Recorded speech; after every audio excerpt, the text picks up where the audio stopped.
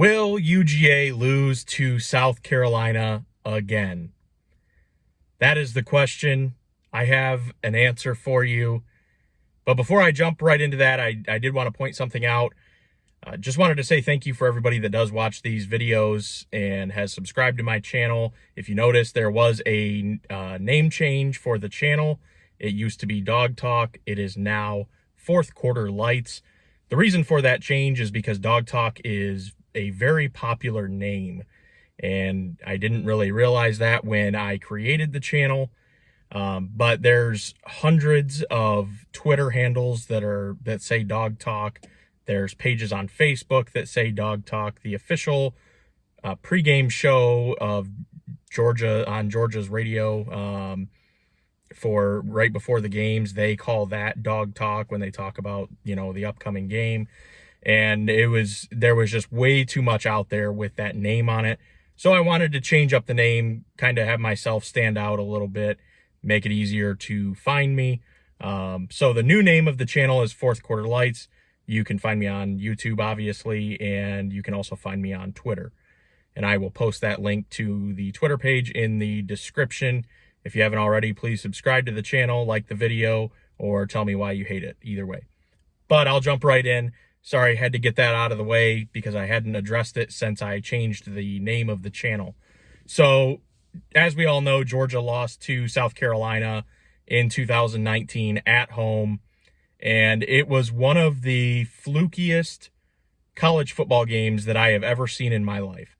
Not just for UGA football, but, I mean, honestly, it was just a weird game. It was a fluke game. South Carolina could do absolutely nothing wrong on defense last year. Nothing. They were stopping the run. They were shutting down the wide receivers. Jake Fromm couldn't hit anything.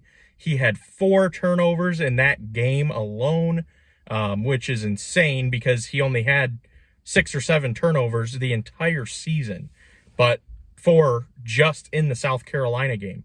So it was just a really strange game. Israel Mukuamu, who had several interceptions in that game, 3. I mean, and they were all circus catches, like diving away from the ball, jumping 7 feet in the air, catching it one-handed, falling to the ground, catching it behind his head. It was just absolutely insane. So this year, I think it's going to be a little bit different. And I know the headline and the title of the video is, Will Georgia lose to South Carolina again? And I'm pretty confident in that answer being no. They will not lose to South Carolina again. South Carolina is a dumpster fire right now, to say the least. They fired Will Muschamp. They don't look very good on either side of the ball, offensively or defensively. The only bright spot of their team right now is their running back, Kevin Harris, I believe is his name, who's been going nuts. He's like the leading rusher in the SEC in every category, yards, touchdowns, or, right there at the top with Najee. He had 240 yards and 5 touchdowns a couple weeks ago. So he's been really the only bright spot of that South Carolina team. And more news has come out in the last week and a half. Both J.C. Horn and Israel Mukuamu have opted out of the remainder of the season and are preparing for the NFL draft. So they're without their head coach, Will Muschamp. He got fired.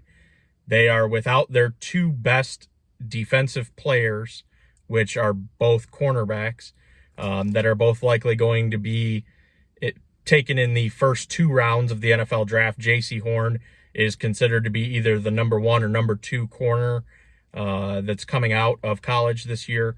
So they are really struggling to find any sort of momentum or anything like that. They're really just playing young guys and seeing what they have as far as talent moving forward. They don't even know who their starting quarterback is going to be at this point. Doesn't sound like it's going to be Colin Hill. Luke Doty came in, true freshman. I don't know if he's going to start tomorrow. I think there's a possibility of that. But, I mean, he didn't look very good in the one game that he played in, which I believe was last week. I mean, he had 2 interceptions, no touchdowns. He was, he had like a 60% completion rate, something like that. Just didn't look very good, for a true freshman, but nonetheless, did not look very good. Ryan Helinski's not playing for whatever reason. I'm not sure what that reason is. I don't know if he's hurt. I don't know if they're just choosing not to play him or if he has regressed that much to where he is the third, fourth string quarterback on that team. I don't know. I would think that he would be better than what they're, putting out there right now. But what do I know? I just have a YouTube channel. So a lot of question marks for South Carolina. I think that their game plan on offense is going to be either a combination of, or it's going to be one or the other.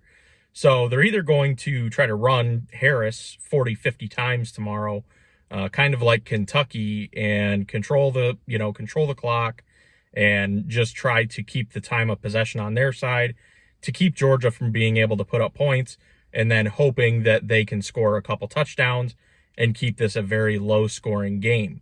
That is a definite possibility, and I think more likely of the two scenarios. But they also are going to look at the success that Mississippi State had last week against UGA with those short passes, with that soft coverage. Georgia's not going to come out in that defense, but they may switch to that defense if that's what South Carolina ends up doing.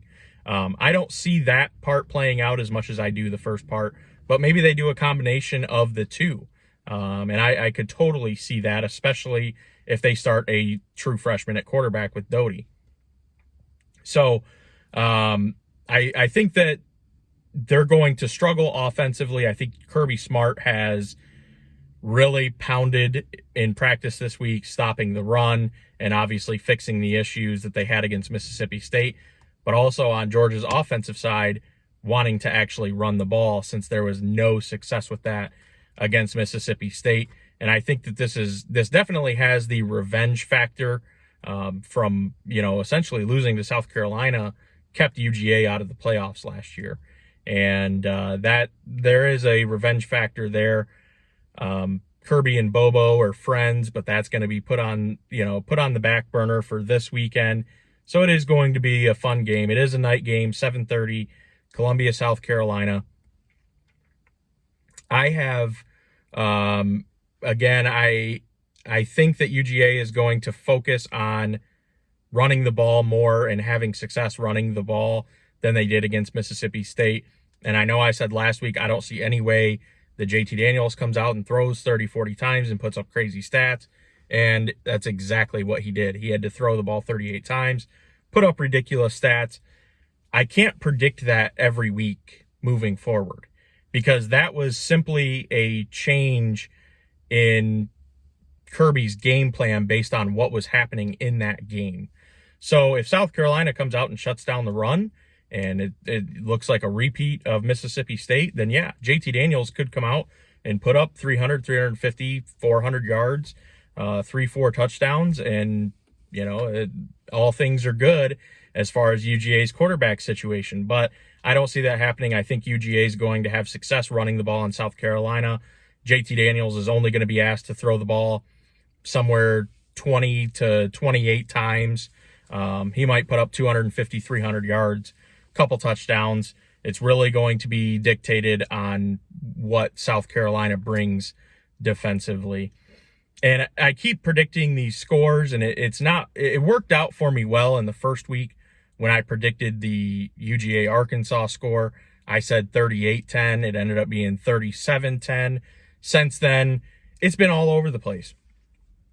UGA has not won a game by more than 11 since Tennessee. Is that correct? I think that that's correct. They only beat Kentucky by 11. They only scored 14 in that game. They were a 25-point favorite against Mississippi State. They only won by 7. And so these spreads and everything else are really meaningless to me right now when it comes to UGA football. And I'm having a hard time predicting this game because, A, UGA hasn't won a game by more than 11 since week 3 or 4, and UGA hasn't scored enough points to even cover the spread without shutting out the other team. So I did something a little bit different this week. I actually let NCAA 14 predict the score of this game, and this is what they came up with. It was UGA 35, South Carolina 12. And to be completely honest with you, that's pretty dang close to the score that I would have predicted for this game. But again, I had to change up something and use a different tool just because it's just been a weird season for UGA and nothing has really worked out as far as score predictions or spreads or anything like that. So I would love to see a 35-12 game here.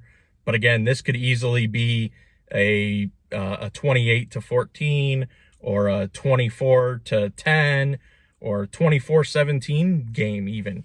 Nothing would surprise me at this point. And even a UGA blowout, 55-9, wouldn't surprise me at this point. But it is becoming very difficult to predict these games. So I let NCAA do it for me, and maybe I'll do that for the rest of the year, depending on what happens in this game. So UGA 35, South Carolina 12. Have fun tomorrow, guys, and we'll talk to you later. Go Dogs.